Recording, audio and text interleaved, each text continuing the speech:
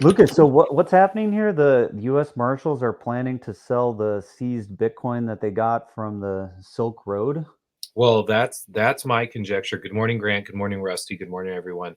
That's my conjecture. But certainly, a fact is that Coinbase has partnered with the U.S. Marshals, and the U.S. Marshals are the custodians uh, of all the seized assets that the Department of Justice comes across, and that would include the funds from the Silk Road. So So this is what we're talking about right here, where it's Coinbase and the U.S. Marshals Service are partnered up.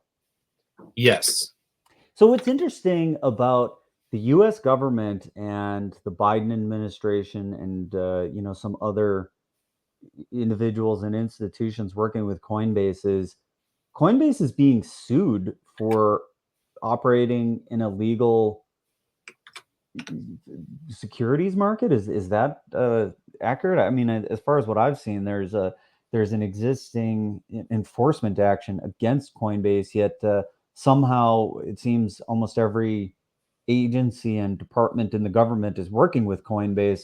So seems like we can't we can't have a solid understanding of exactly what the disposition of Coinbase is, because in some instances there's departments that are saying, hey, these guys are doing illegal activities, and yet everybody is working with them to dump their Bitcoin. well, that's certainly not unprecedented. I mean, look at the large banks and the number of times that they have paid fines or been sued by various regulatory institutions. Also, being sued just means filing a lawsuit in a court, which is where the government goes to discover truth. Um, but I mean, you do raise a good point. I do think that we will see the SEC necessarily be pivoting towards a different tack, and actually, like in the wake um, of the repeal of the Chevron deference that we talked about earlier, the Supreme Court decision, we might see more lawsuits coming, but that doesn't necessarily mean that the Well, government and Well, different. I remember when they first put this product out, right? And everybody said that this was likely to cause them some issues. So I know that this staking as a service was one of the first things that, you know, told says everybody noted right away, this is likely to get Coinbase in some trouble for doing this, because it trips a line that is beyond just selling crypto as an exchange. True, and I mean, we may see the staking be. Did Coinbase? I don't really use Coinbase. Did they do they continue to offer the staking as a service, or has that program been put on hold? I don't know about that. I stopped working with Coinbase particularly. I've moved on to other exchanges, and I try to use centralized exchanges as little as possible.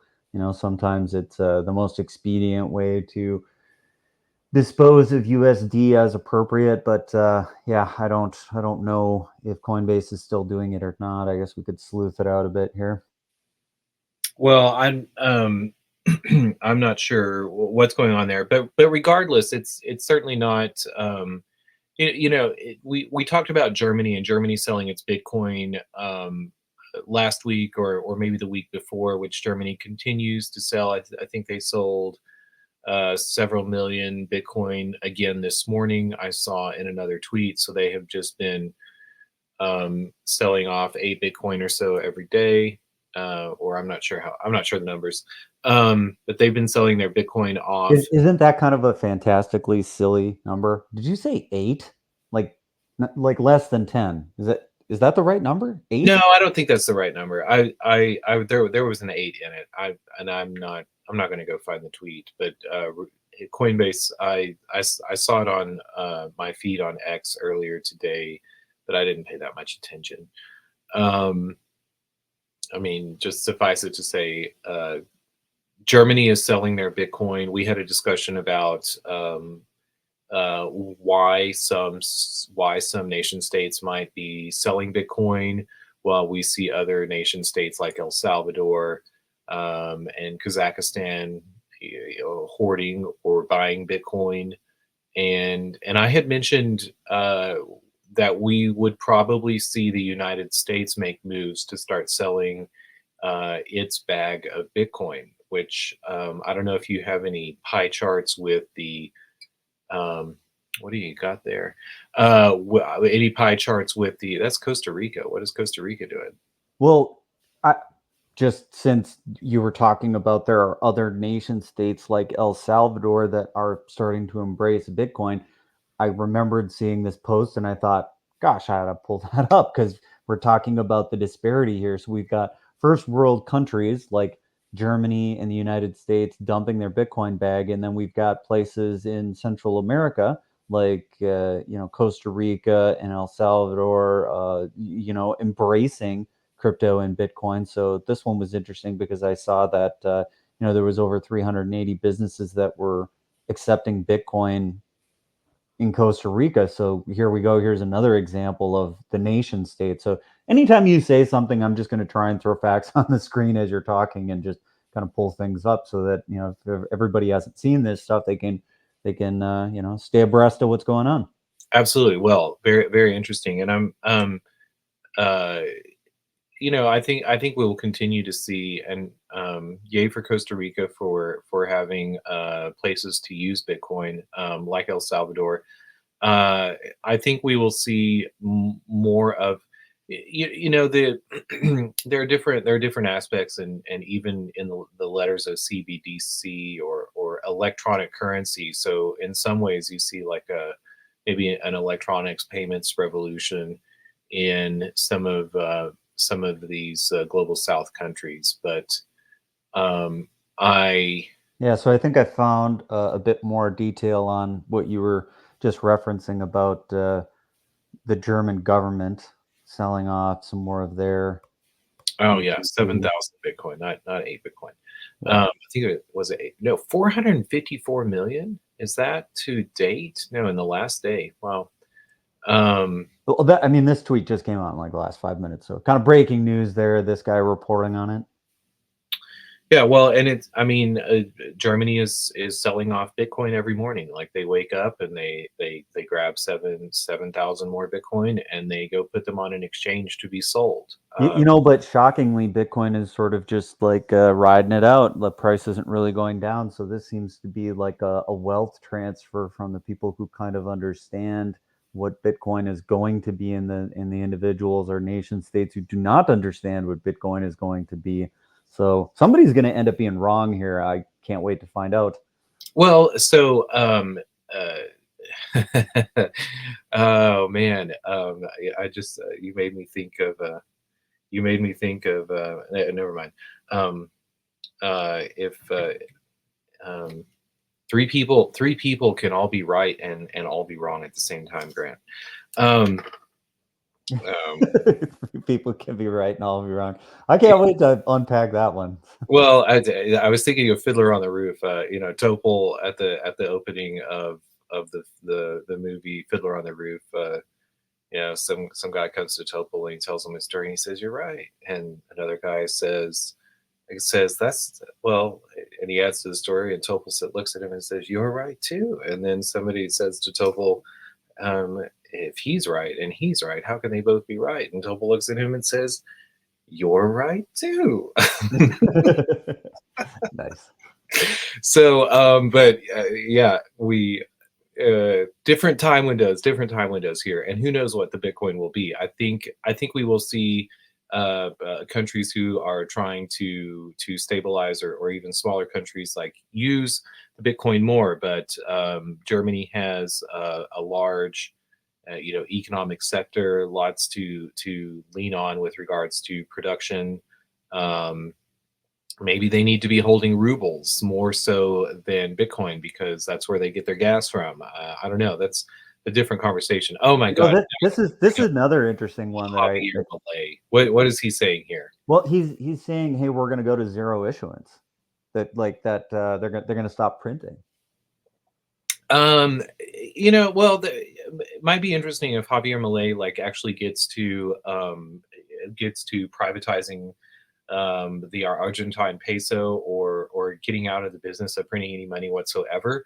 But it's one thing to have private monies coming from within the country, but it's another thing to be privatizing every business in the state. And Well, did you have? he's definitely swinging a certain direction, right? So I think I pulled the tweets up in the reverse order. So this is the one that actually said they're going to zero issuance, and then the other one said that they were going to try and privatize as much stuff as possible. This will be an interesting experiment. I mean, certainly, very few countries have ever tried to pull off what's currently going on in Argentina. So, I mean, this continued experiment playing out in real time in both Argentina and El Salvador is going to be, a fascinating one for the history books to see, if what both of these leaders are doing ends up working in their favor, or if this leads to some catastrophic collapse.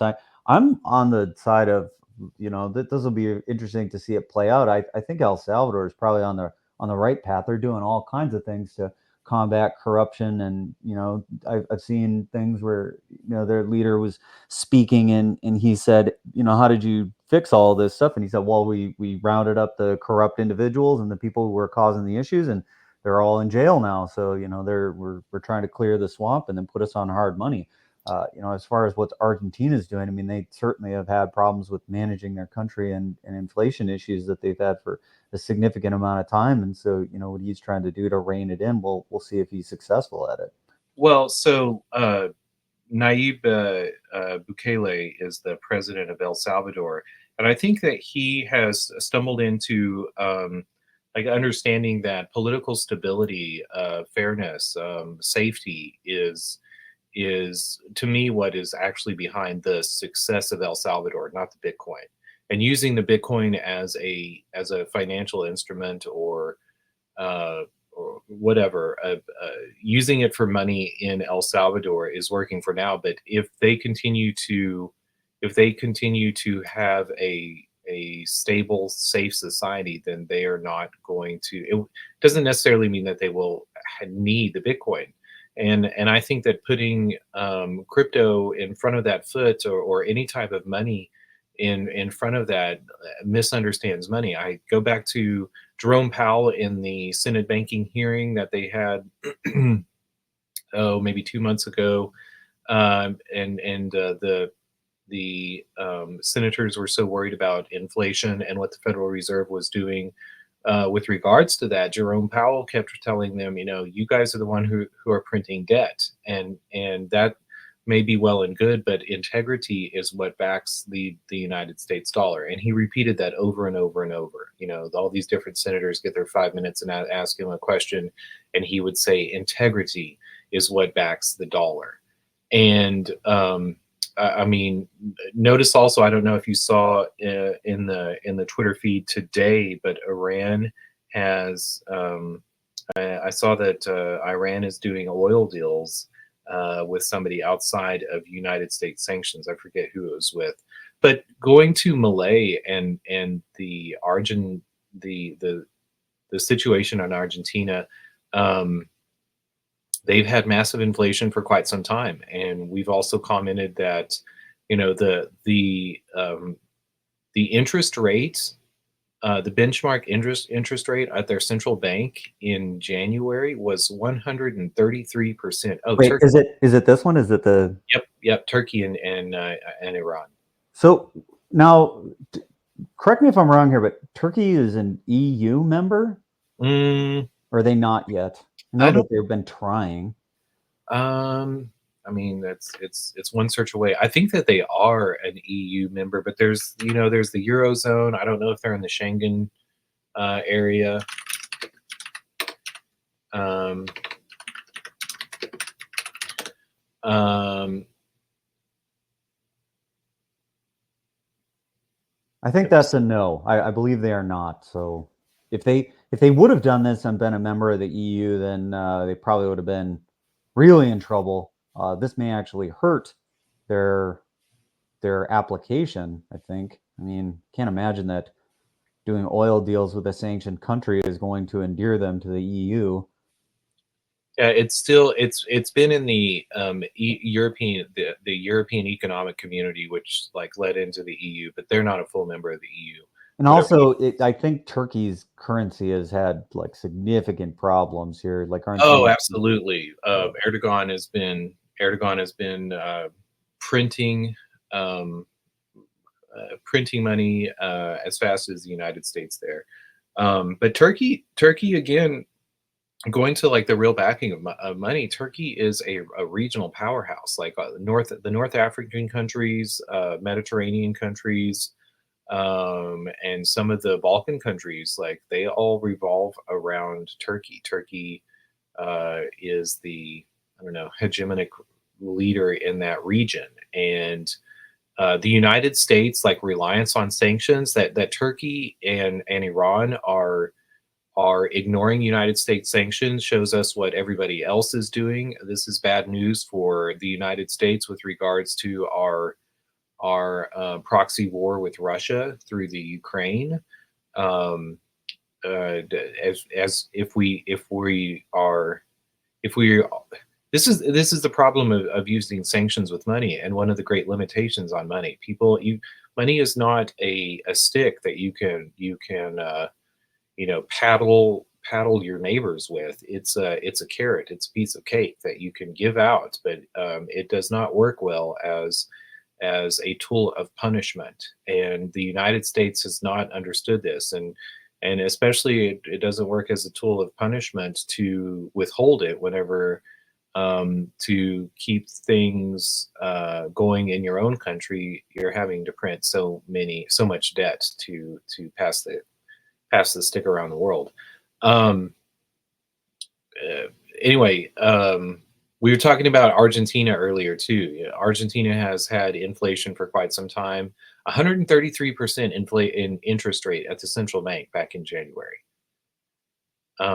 And meanwhile, in the United States and the quote unquote developed world, people quibble over the difference between 5% and 3%.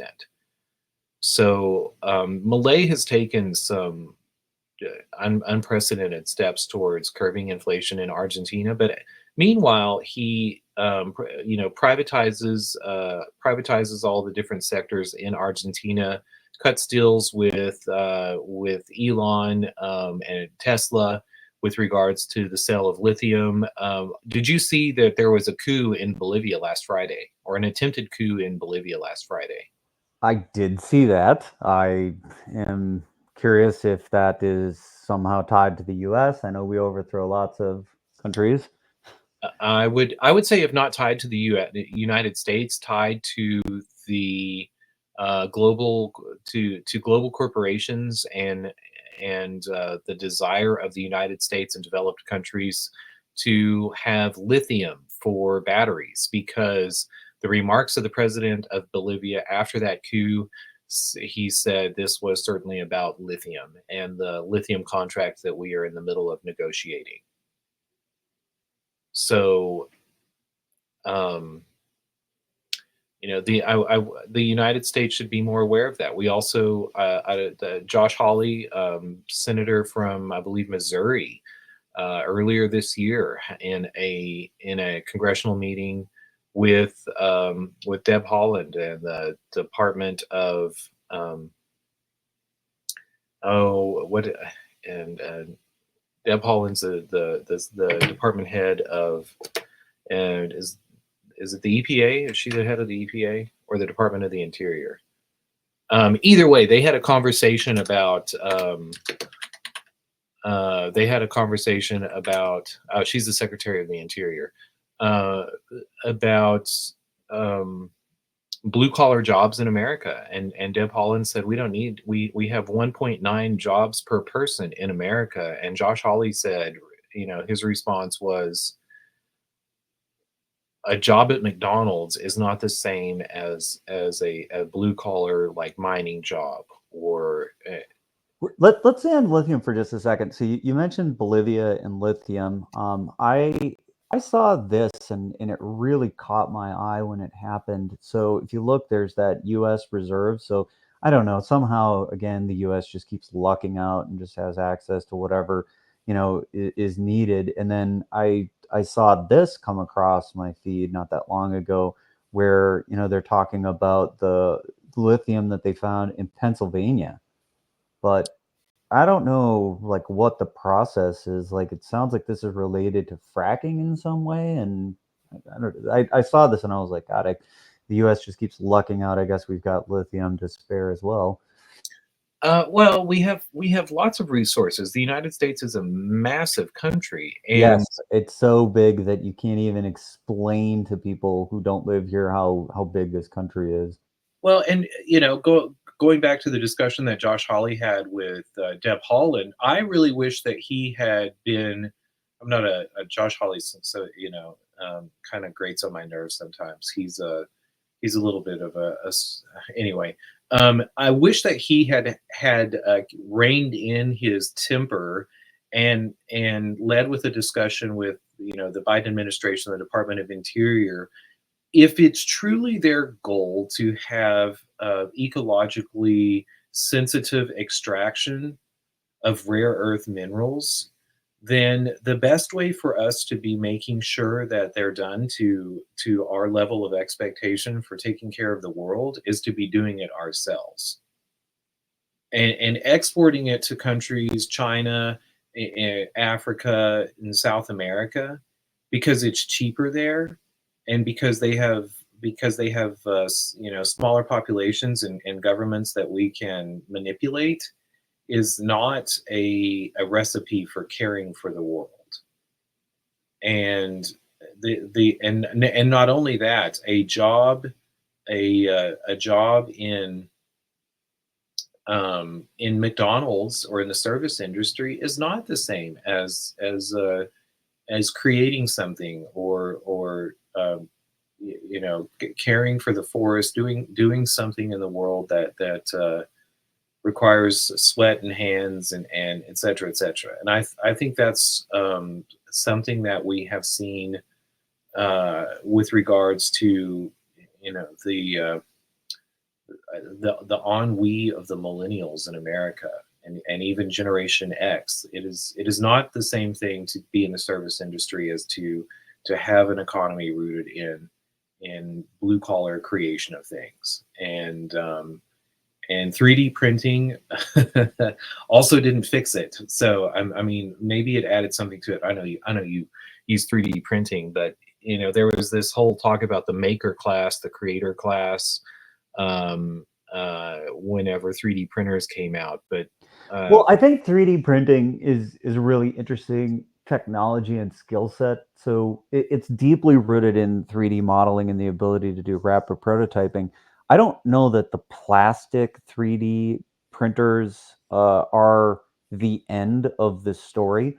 I think as we start to get to much more sophisticated style sintering, metal printing, and CNC mills, this is where this stuff starts to get really, really interesting and crazy for what people can do because it allows you to do advanced manufacturing in a garage, and that will absolutely change things. So to me, it's the infancy of this stuff, and it's pretty advanced even right now. So when I say the infancy, it's the infancy with respect to when we can actually get to advanced metalworking. That's when things start to get kind of crazy because then you can start making robots in your garage, and you can start to have pretty sophisticated robots, especially with the tolerances that we can achieve at this point.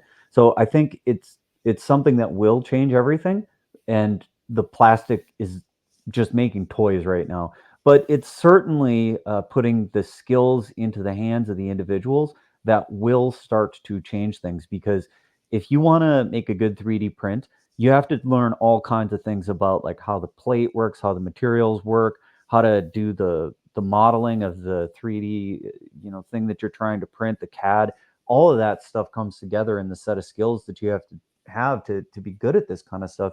And so those makers and those people who are getting good at this kind of stuff, they will continuously just keep upgrading what they're using until they get to the point where they are, you know, sophisticated, self-actualizing manufacturers in garages, you know, taking in raw materials like aluminum or whatever other scrap material and turning it into robots. That will absolutely change the world, and it's just getting started. But the 3D plastic printers are not going to get us there. But I think this entire culture is going to change everything. And speaking from personal experience, if that sort of technology hadn't existed, it would have been difficult to get off the ground what we got off the ground. So I know that it is already enabling very sophisticated stuff, but it will, I think, only continue to do so as we get more sophisticated style technology with respect to metal. Well, and I just bring up 3D printer and because part of the narrative of the maker revolution was I or I love that there is an element to cool and an understanding that we want to make things here in America, but in order to embrace blue collar jobs and I think of mining and agriculture.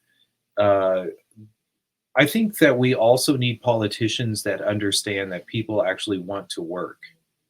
Part of the narrative, the political narrative right now, is that technological solutions will give us all a break. Nobody needs to work. Maynard Keynes in 1920 or sometime before that said that we would be down to a 4-hour work week. But people actually want. We need to be setting up our political structure with an understanding that people want to do things for other people.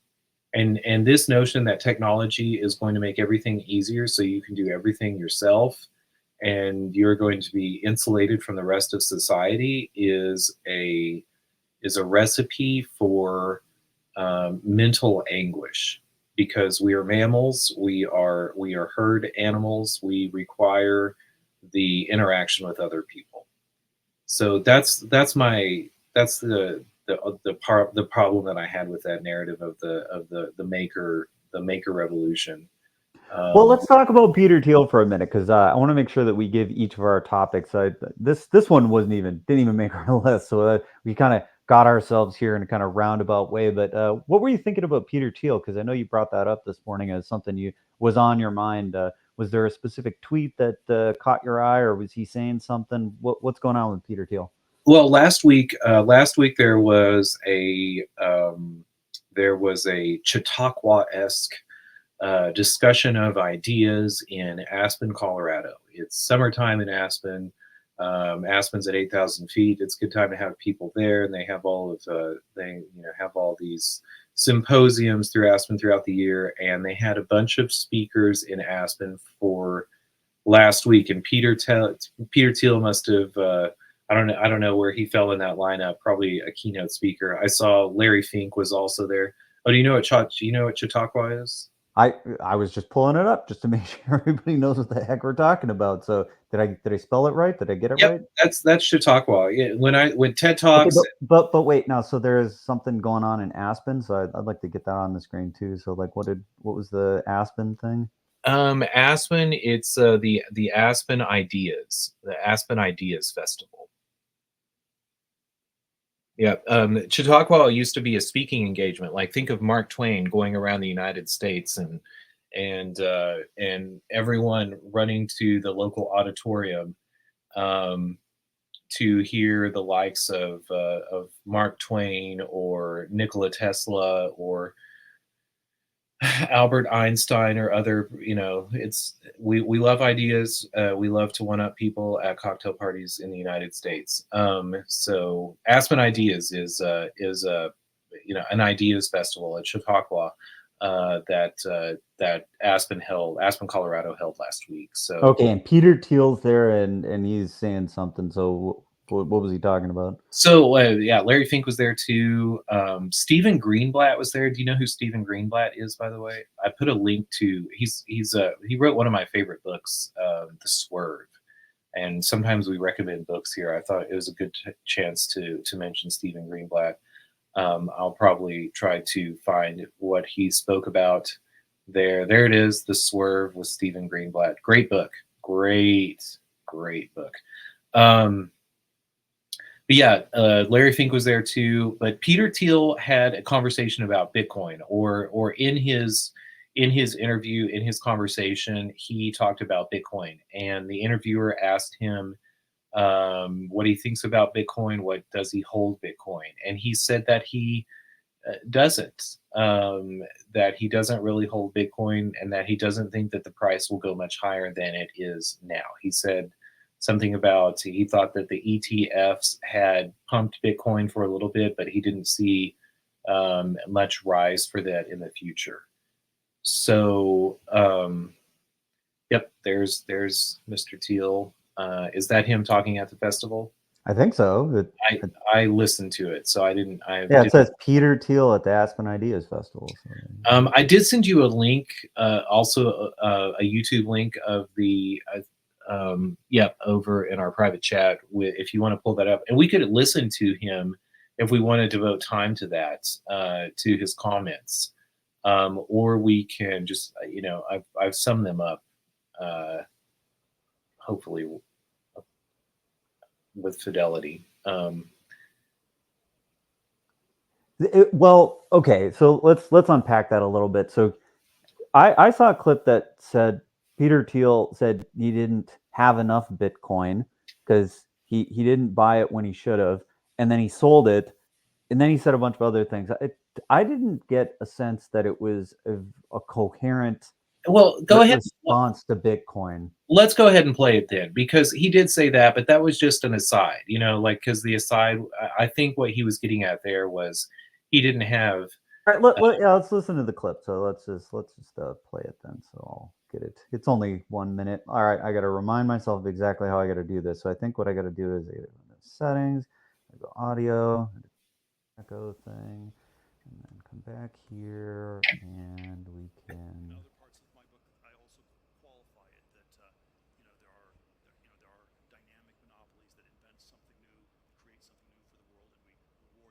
While you're doing that, I also thought it was apropos that what I saw. Oh, hold on. We can't play the clip and have you talk over the top of it. Like. Okay. Oh, is it playing? You need to turn it up. Okay. I thought I was playing it. Let's try it again. Can you hear it? Turn it up more. As much as it can go. Dynamic monopolies that invent something new, that create something new for the world, and we reward them with patents or the sorts of things like that they get. And then at some point, there's always a risk that these monopolies go bad, that they become like a troll collecting a toll at a bridge, that they're not dynamic, and that they sort of become fat. Are we there yet? I mean, Lena Khan, if she was sitting here, would say we got there a long time ago. I think, man, there are all these ways I would if I had to defend Google. I don't think this is the right clip. I don't think he's talking about Bitcoin here. I need to find something else. No, and if you look in our private chat, the very first link has the comment. All right, let me find it quick. Hold on.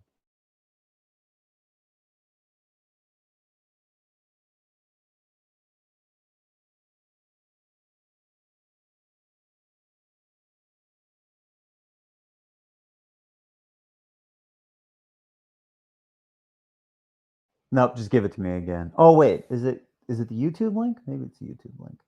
Yep. Okay, YouTube. Yep. All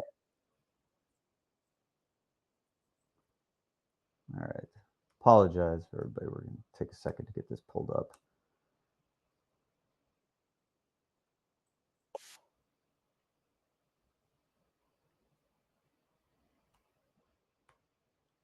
Okay, I'm going to turn off this thing one more time. Where I spoke with billionaire investor Peter Thiel. He made a lot of news here yesterday, and one of the things I asked him about was his take on NVIDIA and whether the AI giants can maintain its position as one of the most valuable companies. I suspect NVIDIA will. I think it will maintain its position for a while.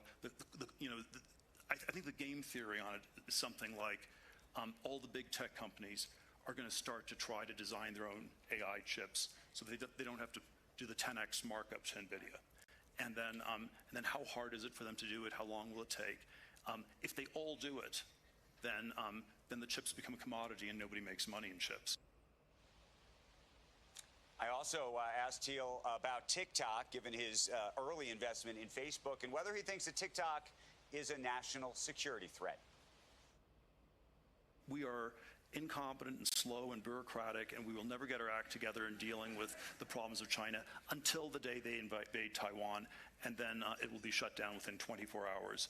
And since I think there's a 50-50 chance that China will invade Taiwan in the next 5 years, my advice to the TikTok CEO was you should take all your people and computers and get them out of China, because once Taiwan gets invaded, it'll be too late. So that's my advice. But you don't need to worry about us doing anything before then. He's putting a 50-50 chance on that, by the way. And Becky and Joe, I know I had showed you a clip of Peter talking about Bitcoin earlier, and we were looking actually for a different clip because he really made a market call that is very succinct, and I want to show you that right now. Have you sold any of your Bitcoin? I still hold some. You know, there are all these ways I didn't buy as much as I should have, and I'm not sure it's going to go up that dramatically from here. From here. That clip is even longer, and hopefully maybe we'll show you some of that. You're going to be able to find all this, by the way. Lucas, did we get through it? Is that the part you wanted to watch? Oh, I was looking for the longer. Okay, well, I mean that. Hold on, yeah, let's. That is exactly the clip that I was referencing. That is exactly what I said. He said, like, so if that little blurb, right? My takeaway is he still holds some. He sold when he shouldn't have, and he regrets it. If you look at him dithering on that, it's like that is the response of somebody who made the wrong move and regrets it. And he also said, I don't know if we're going much higher than where we're already at. That's also not saying it's going to zero. He's saying, I don't know how much higher it can go. I don't know, man. That to me, I feel like I understood what he's saying there, and that to me, that's a capitulation statement right there. Okay, well, so not to be a broken record, but you know, I go on sometimes about the difference between finance and money, and how finance is going to the future and counting backwards, picking a point in the future, making a bet and counting backwards, and how money like starts from the present and counts into the future. And in terms of the setup of a blockchain, a cryptocurrency, a money, it's very it's the cap on the number of Bitcoin and the limited amount that exists is going to be very hard to get around, and so I would say that Peter Thiel sees it as a financial instrument, something that may become the basis for the use of countries in making their own monies, but it's hard to use a financial instrument as the political tool of money. And so I would say that is why we see Germany selling their Bitcoin, the United States preparing to sell their Bitcoin, and is that making any sense? I don't. I think this is just a place where we're divergent on our thought processes regarding Bitcoin. To me, this is hard money. You know, this is provable hard money. Hard money is something that has been foremost on my mind for a really long time. When you say the limited supply, I mean, we can talk about 21 million Bitcoin, but like really it's Satoshis, you know, and there's a lot of Satoshis per Bitcoin. So if you look at the real division that we have, like the amount of zeros and whatever things that can be distributed around, a Satoshi can be the unit of currency, and it is absolutely possible for that to happen. What needs to happen for that to occur, if you want it to be sort of the asset that gets traded around as the reserve bearer asset that other things build on top of, is it needs to have some mechanism where it can move at a higher clip than it already is. These things are being discussed with respect to, side chains, drive chains, L2s. This isn't a we can never solve it. It's a gonna be solved at some point. And so we're at a point of adoption where this has been known to be something that everybody is starting to move towards. And so I think it's just going to be a matter of time before we start to see a wholesale adoption of Bitcoin as the treasury asset of most companies. And you're already seeing that happening. So I guess we'll just have to keep our finger on the pulse on it, because I don't think that you and I sort of batting this one back and forth are going to come to a resolution today. But I'll keep finding stuff that sort of seems to support it, and we'll just keep an eye on it, and let's just see what happens. Well, I do enjoy having a conversation, but a lot of people talk about Bitcoin and they say it's digital gold, but even the understanding or the love of the nature of gold has changed in the history of the United States. When the United the when gold was the was something that every man in the United States, the everyman in the United States, fell in love with, was whenever you could go to Colorado or California and dig into the ground and hopefully find some. And even that, like that notion of discovering or being there for the creation of money was integral to. I mean, you have the halving and the block rewards up on the screen right now. And so if there the the trailing, the having of that block reward, I find problematic about Bitcoin. um I Yeah, think a and that's extensively been, discussed about the trailing emissions of Bitcoin. I think that is absolutely something that may need to be addressed. But, look at where it starts to become more of an issue, right? So maybe in 2036 we can start to get to the point where we're starting to worry about that. Think about how far into the future that is. This idea that Bitcoin is immutable is not right. Like, that is not how it works. It absolutely can be changed if the Bitcoin community and those who are invested in Bitcoin decide that they want something different. That has happened in the past. It can happen in the future. And so to say that sort of whatever the disposition of Bitcoin is right now is what it has to be forever, that is something that is incorrectly stated by Michael Saylor. Like, that is 100% not correct. Bitcoin is whatever the network of Bitcoin consensus producers decide Bitcoin is. And if that means that they want to upgrade Bitcoin script, or they want to make some fundamental change in consensus and everybody decides that's what Bitcoin is, then that's what happens in the future. So this is not an immutable thing. It is software. There's always been software. And whatever has been produced in the past as the result of hard labor, the hard labor that's required to produce a Bitcoin, will never be, changed. Like, that doesn't remove the fact that, like, all that hashing power was devoted and found that Bitcoin at that particular point in time, and that it was owned by a particular wallet, and that those UTXOs are going to be propagated into the future. So I would say look at that schedule, and you can identify a point on there where, maybe it starts to get to be problematic, but we're at least a decade out from that. So within the next 12 years, we'll see what happens. And if there needs to be adjustments, I am confident that, the people that are starting to get invested in Bitcoin right now will start to weigh in heavily on those questions as we get closer to it actually being an issue, which it really is not an issue right now or even in the shortly foreseeable future. Well, this is where I think that we might see some problems in the structure of Bitcoin, because if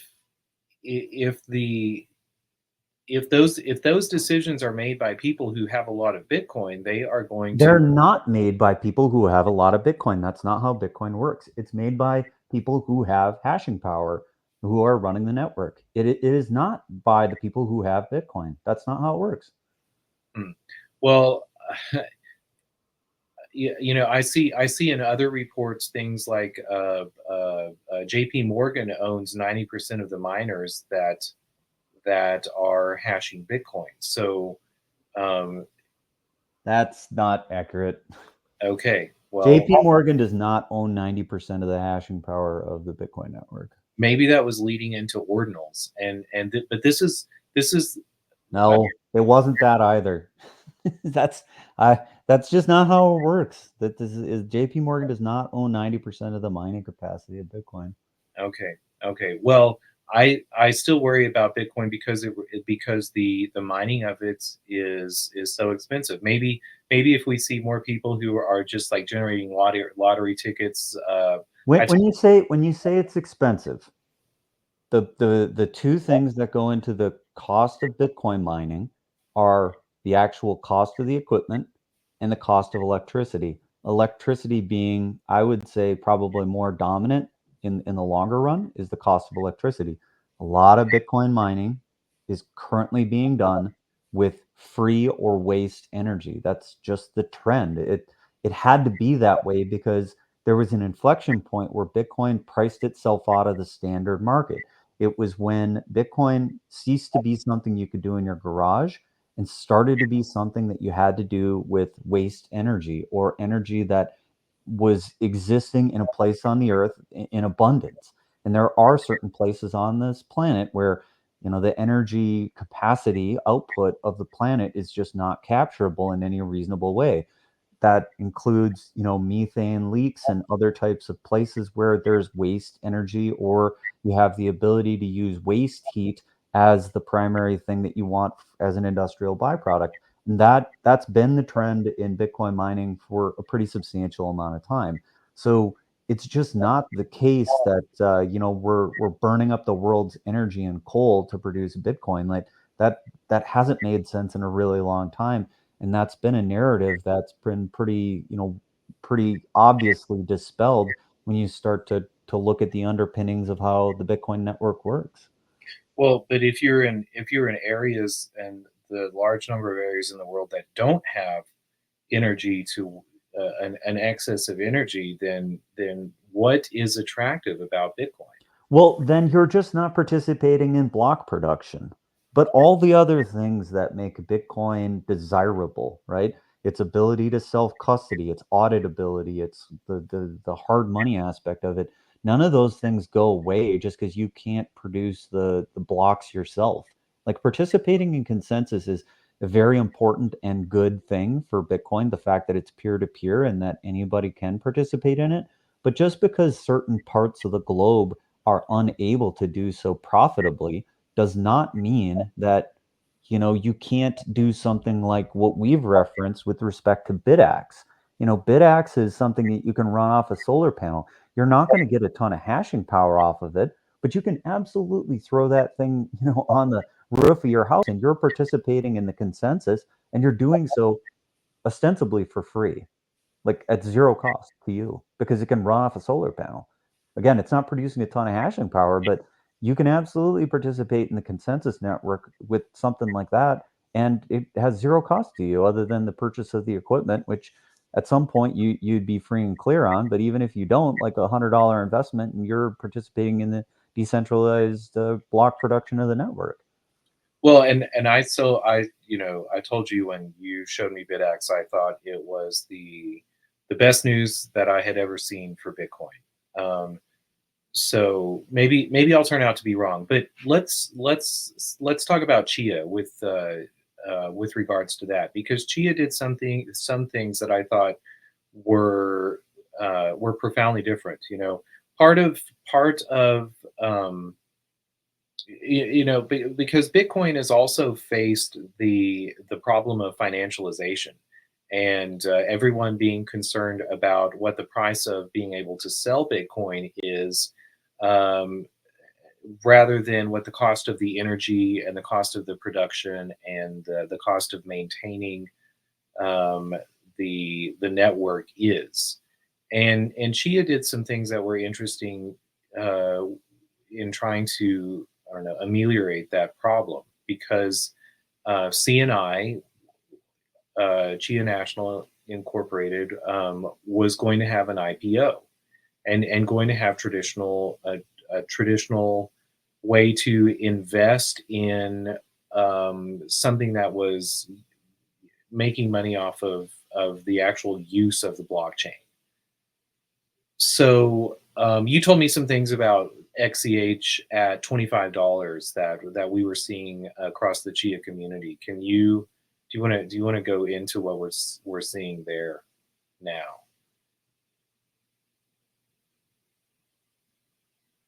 Yeah, just trying to get a visual on the screen. So the topic of conversation was what happens at certain prices of Chia, right? So we had done an analysis of Chia and what happens if we go sub 25, and this was pre-halvening. So Chia went through its first halvening earlier this year. So that means that the block rewards on Chia have reduced by 50% because they modeled their emission schedule similar to Bitcoin, in the sense that trying to put a large amount of coins into the hands of the farmers in the first period, epoch, whatever you want to call it. And then after that first period, reducing the block reward by 50% that next epoch, and then reducing it again by 50%, and it going on a schedule like that.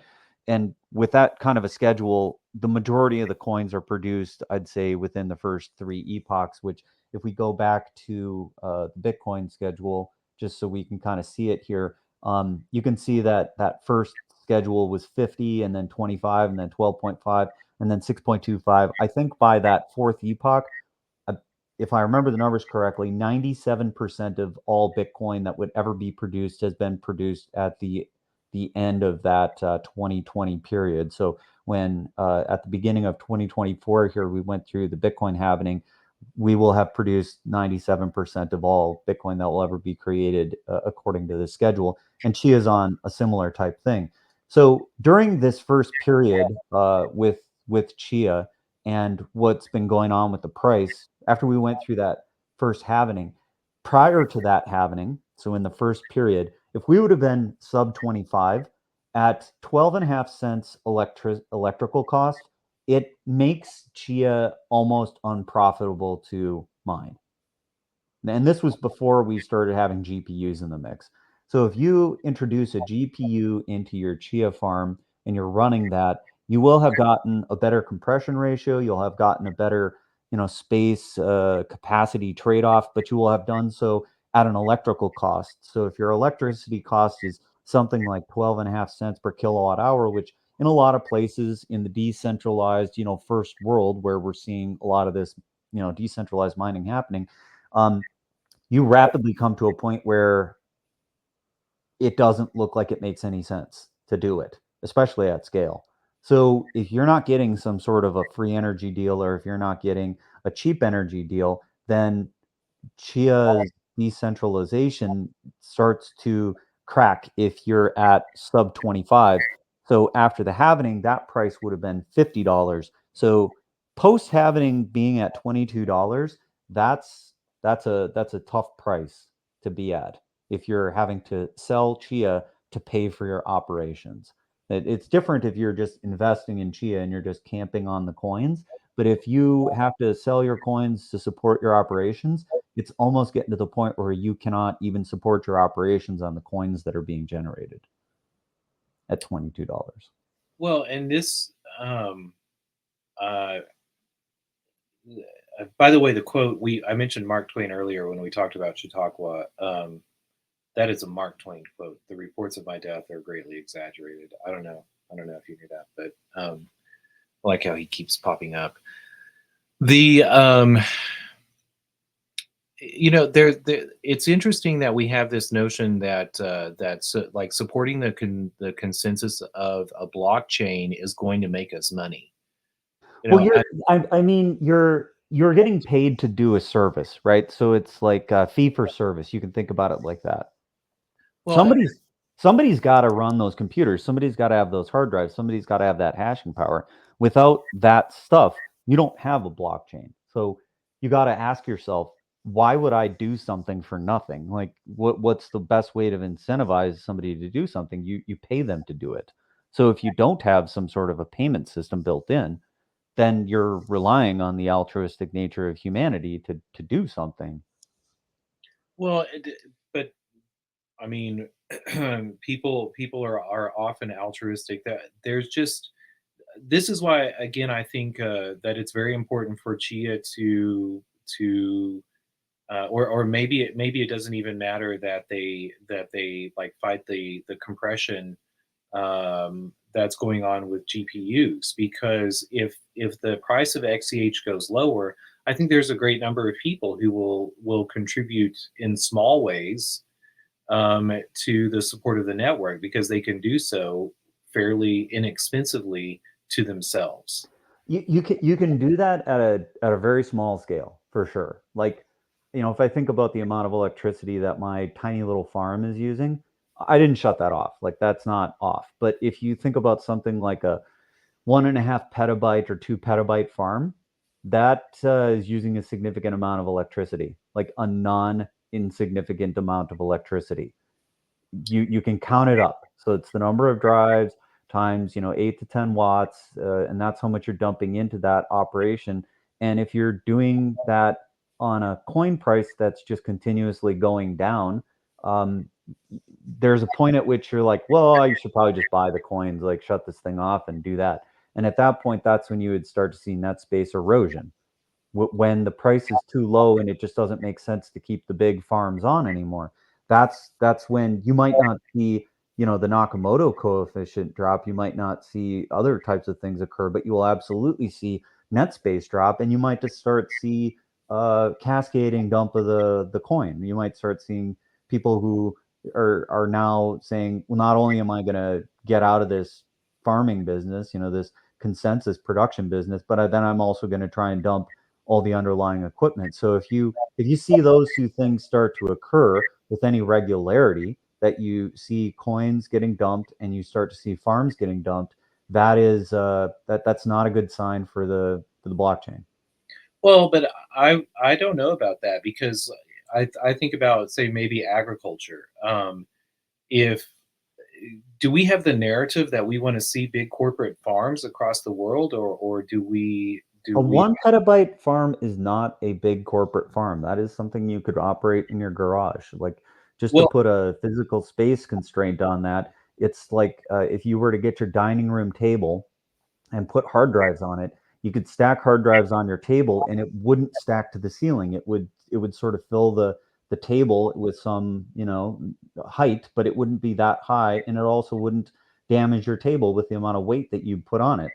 well, So I think in maybe even in terms of gardens, and I wasn't talking about, I love the Chia metaphors of farming instead of mining.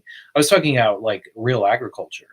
Um, do we idealize the time in America whenever there are four main agricultural companies, and most of the farmland is owned by a couple of corporate entities, or do we idealize the notion that there, like, every American had access to a mile by a mile and a half, or at least 40 acres that they I, could. I, I don't think we idealize big corporate farms, and I don't think we idealize big corporate, chia operations either. But I'm talking about something which is not that. It's a large-ish deployment of what I would call maybe a guppy. Like that's what that represents.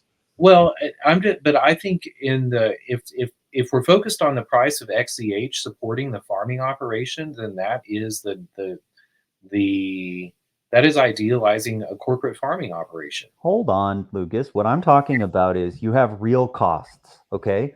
Add up the real costs of putting 1.5 to 2 petabytes of storage online and the electrical costs associated with it. Okay? So you just add that up. Say, how much electricity does it cost to keep running that thing? Okay? Then you say, what is my reward for doing it? What is my profitability? And if you're underwater, right? If you're losing money on that, how long can you afford to do that? So that's where I said altruism, right? Because if you're running the network at a loss, and that's happening across the hobbyist slice of the network, that's an issue. That's absolutely an issue. I mean, I guess I understand that, but I just think that one, I don't think that I haven't heard anyone in the Chia community talking about this, but I wish that part of the narrative was, or part of the vision was, even smaller farms. Like what would happen if we saw every computer sold um, had an extra hard drive? That the idea was that would be something that you could turn on and Well, turn on. it sounds good in practice, but like there's a few issues with making that work en masse. Okay, and one of the things that's troublesome about that is you have to leave the computer on, so it's got to be on a significant amount of time. Otherwise, what happens is your ability to farm gets out of sync because you have to keep the blockchain in sync. So if you're not keeping the database synced, you can't effectively farm without relying on some third party. So let's not super consider that like just you could use spare hard drive capacity unless you're doing something with like a low power computer that can be left on all the time. And that was sort of the basic idea of why Evergreen made sense, because we could have a really low power computer like a Raspberry Pi, and you could keep some amount of storage online just like ad infinitum. So unless you can do that, it's pretty hard to say you could just use spare hard drive capacity, because it requires a continuous supply of blocks. You have to keep that computer on. And even if you said, well, I'm just going to do it while my computer's on, it still is a non-zero amount of load on your computer. So it sort of doesn't make a ton of sense to just run in the background.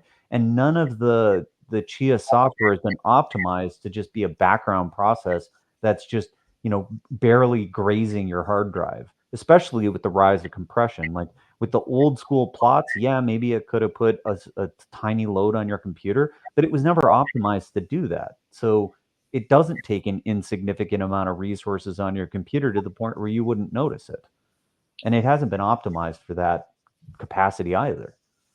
Well, maybe this is somewhere to look to in the future. Again, when I saw BitX with the Bitcoin and that sort of concept, and when I came to Chia, I thought that I maybe like naively hoped, but especially with the IPO concept behind CNI, and the use of hard drives, the low electrical requirement.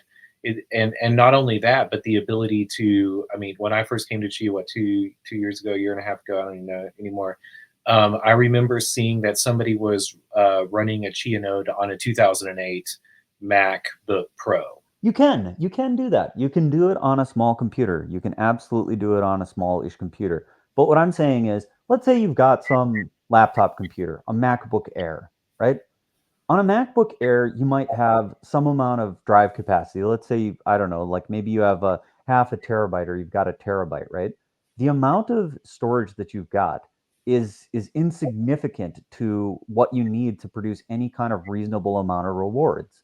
Like a 16 terabyte hard drive on Chia produces a minuscule amount of Chia, like per unit. But So but people play the lottery all the time. they do, but this isn't a lottery type of situation. Like you earn proportionate to the amount of hard drive space that you've got. Well, Like you, well, I'm just saying. I'm saying one. I think that people would.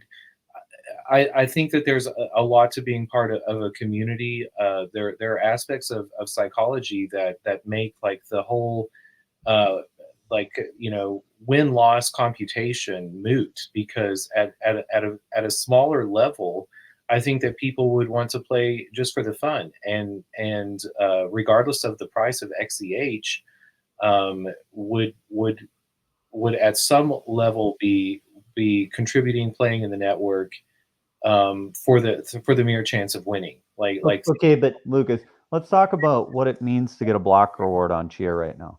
Okay, let's say that you're not pooling and you're just going to solo mine with some small amount of space and you're going to try and lottery win, right? Mm-hmm. If you win a block, how much do you win? So is it 20 Chia? 5 Chia? What? It's one One Chia. Chia? I mean, what and what is an XCH but something that you can so you win a million mojos. You Um, win $20, Lucas. that's where I see That's not a lottery win. Most people when they play the lottery, they're hoping to win a substantial amount. Your probability of winning a solo block with like a half half a terabyte, like 500 gigs of space, is so minuscule. It might as well be zero. Like it's effectively zero. You're never going to win a solo block with 500 gigs. So you might as well be zero. And on the off chance that you jackpot, you win $20.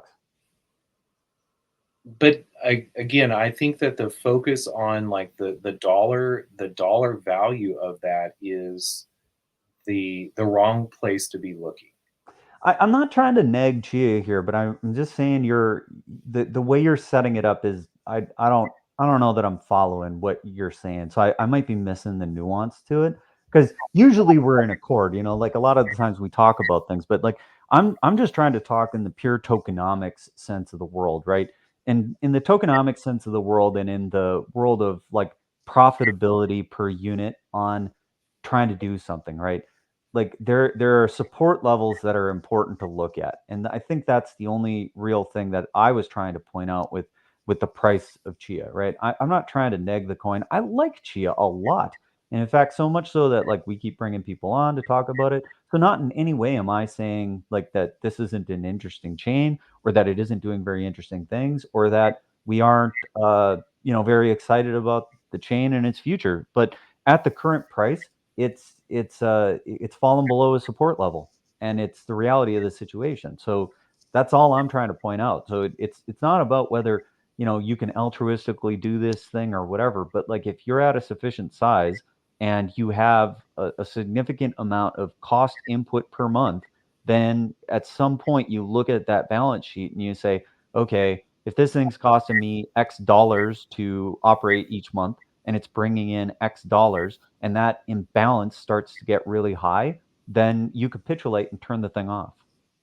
Well, and I get that, but we're not necessarily out of accord here or agreement. I think that there's another way to be considering the networks, and that is not based in what the dollar value of the base token is, but um, I don't I a different I guess like a different model that in which the users of the chain are participating because of other reasons than making dollars, making money. Yes, that's the altruism. That's exactly what I had meant. So like you can try to rely on the altruism of people, or you can operate at small enough scale that that doesn't matter. And maybe that's better for the chain in the long term, right? Like, do we want industrial scale mining on Chia? Maybe not. But the only problem with that is now where we're at with GPUs, that you could, if the network falls below a certain amount of space, you could start to using GPUs and hard drives. You could think about when that might occur as an attack vector, right? Compression in GPUs change the dynamic here. And I think that that's why, when she is thinking about the long-term viability of the chain, saying, maybe this GPU thing is not the right long-term trend for this particular coin. It's not what we wanted because it changes the equation of how everything works. It changes the electrical uses as well. So there's some nuance in sort of what are the long-term trends and whether it can be reversed. Because if it goes back to being highly decentralized, everybody is just contributing a little bit to the network, and there's hundreds of thousands or millions of people doing it, that's probably better, than 5, 10, 20 big, huge farms that have, millions and millions of dollars of hard drives online. But the fact is that some of those millions and millions of hard drives have been put online. Some amount of GPUs have been put towards that sort of type of operation, and those things exist. So the fact that they exist, unless you eliminate the value that those things can produce for the network, means that you've got to contend with it, and you got to consider it. Well, and perhaps we start to see organizations that are using Chia to record their transactions, like the Carbon Action Data Trust, start to support those farming operations because they want to see the security, not because they are trying to make money off of the chain. But Grant, Well, yeah, I know we're over, but let me just say one thing about the Climate Action Data Trust. I think one of the reasons the Climate Action Data Trust chose Chia was because of this idea that the chain was using a lot less electricity. If we move into, go ahead. oh, I didn't say anything. Oh, Sorry. so if that starts to be an eroded narrative, I worry about them continuously, operating on the chain, right? So if it gets to the point where it starts to look like the chain's using quite a bit of electricity, I think that narrative starts to have cracks in it. So I think it's important that Chia maintain its low energy narrative. I think it's important that Chia continuously be decentralized and decentralized as possible with a wide spread participation, facility. So I still really like the chain a lot. I just, I think that there's a support level that can't be ignored, and I'm worried about the coin price at this level because it means that we should absolutely see farmer capitulation. Where they actually start pulling the plug because it doesn't make sense to keep the operation in place anymore. But there are certain, set of net space that's out there that will probably never be shut off because it's so minuscule to the operation of the person that's doing it that there's no point in shutting it off. If you're talking about something like maybe uh, 50 watts or 90 watts or 100 watts of electricity, it's like keeping a light bulb on all the time. It's not enough to make a significant dent in your power bill that you'd say, well, I should shut this off because it's using up too much electricity. The standby power on your TV is probably using more than some of the small Chia operations. So it's probably not something to consider, but absolutely when you get to like 2 petabytes or 4 petabytes, the electrical cost at a data center is going to start to hurt at some point. Well, to farmers who are considering capitulating, hopefully they will. Hopefully they'll box up their spare drives and 5 drives at a time and give them to their nieces and nephews and grandchildren for Christmas, and encourage them to start their own little farm. But we're well over. Fun talk today, Grant. Rusty, I enjoyed it, and I guess I'll see y'all tomorrow. Yeah, we'll see you tomorrow.